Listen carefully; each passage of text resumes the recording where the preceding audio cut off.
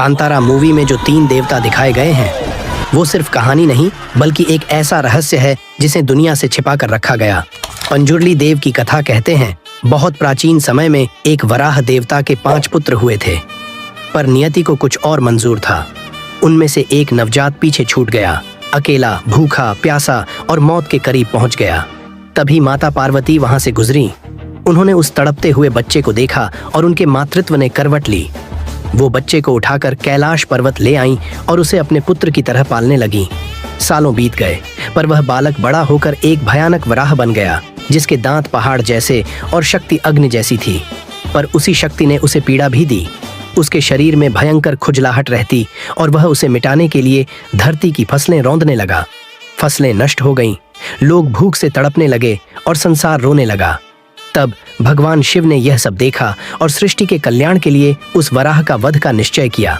लेकिन जब माता पार्वती ने सुना कि उनके पुत्र का वध होने वाला है तो वे शिव के चरणों में गिर पड़ीं।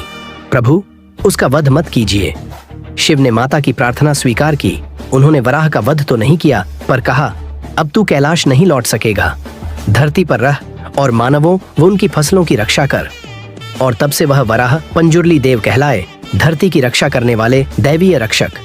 अब आती है कथा गुलिक देव की। एक बार भगवान शिव के गण एक यज्ञ कर रहे थे। उसी यज्ञ की राख से एक पत्थर निकला, जिसे शिव ने आशीर्वाद देकर धरती पर फेंक दिया। और उसी पत्थर से उत्पन्न हुए गुलिक देव। उनका स्वभाव जन्म से ही अग्नि जैसा उग्र था। भगवान विष्णु ने उन्हें नीलू आसन नामक स्त्री के गर्भ से जन्म लेने का श्राप दिया। जब गुलिक देव का जन्म हुआ तो धरती कांप उठी, क्योंकि वो बालक भूख से पागल था। वह जो भी देखता खा जाता, यहाँ तक कि घोड़े और हाथियों का खून भी पी जाता था। तब भगवान विष्णु उनके सामने प्रकट हुए और बोले, हे गुलिक, अब मेरी इस छोटी उंगली को चूसो। और जैसे ही गुलिक ने उंगली चूसी, उनकी भूख शांत हो गई।